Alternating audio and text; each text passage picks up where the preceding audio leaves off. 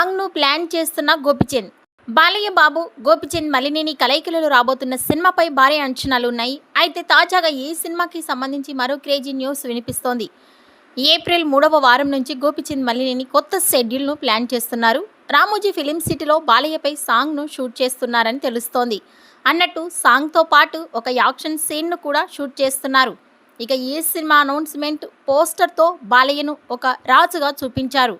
అలాగే నయనతారని ఒక మహారాణి పాత్రలో కనిపించనుందని చెప్పుకొచ్చారు. మరి ఈ సినిమా కథ ఎలా ఉండబోతోందో చూడాలి.